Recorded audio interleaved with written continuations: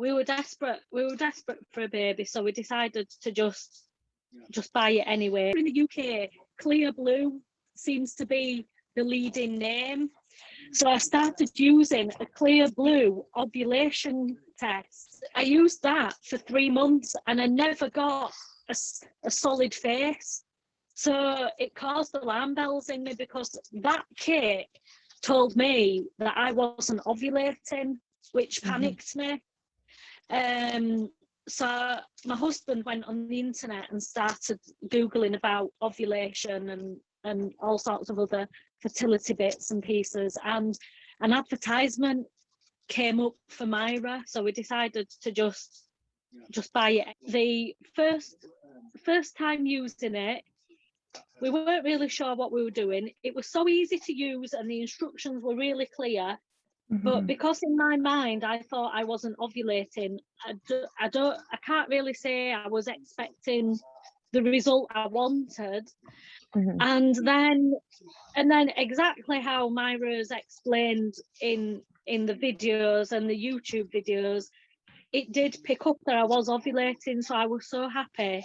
The first cycle I used the Myra, it picked up ovulation around day 17, 18. And then the second time I used Myra, it picked up exactly the same in between day 17, 18, cycle day 17, 18. And then the third month that I used Myra, it picked up ovulation at day 20. So I learned that there were a pattern to my ovulation, that it was usually anything from sort of, in my mind, anything from sort of cycle day 15 to cycle day 23. So we started trying around that time and it was successful. I did fall pregnant. So I feel that with that ovulation kit, you have a better idea of when your time is. With the Clear Blue testing kits, I must have spent about £60. And looking back now, it was just a complete waste of money, because it told me the wrong information. It told me that I wasn't ovulating, and I was. For some reason, it just wasn't getting it right. And you know, when you've got troubles anyway, you don't need to be wasting your money on something that doesn't work. So I don't feel I've got time on my side. I know there's still some women in there, 42, 43 that are getting pregnant, but yeah.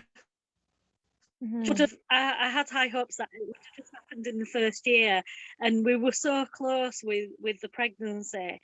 It was really disappointing, but I had an ultrasound and they said that they couldn't see anything wrong with my womb or my ovaries, so that's positive. And we'll just try again. Feel really confident about using it now, because I understand how it works.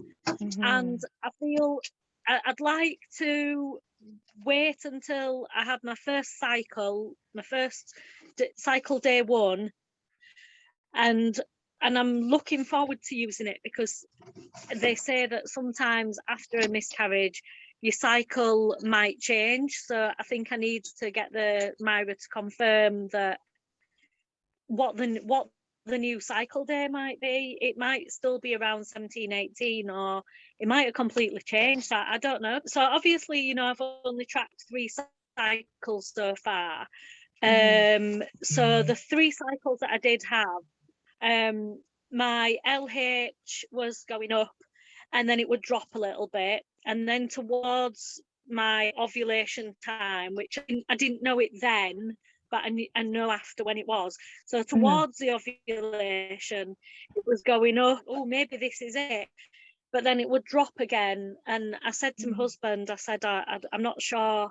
I'm not sure how this is going to work out, because none of these numbers mean anything to us right now. Before ovulation, the numbers on the graph went sky high, and there's no mistaking it. Then that is definitely it, and it was. So when that happens, it does make you feel good about yourself, because your body's working. It made my husband feel good about things, because we were both really worried, and it did take that away. So for you to to share that story with, you know, the details, because I think it's only by being truthful and speaking out, even about the good things and the bad things, that people learn. I liked reading success stories because it gave me a lot of hope. I'm getting tearful now. I liked reading Mira's success stories on the Instagram account, because I think reading a story that is from a real person, real accounts, real stories, they do give you hope. I felt really, really relieved to know that actually my body is still working.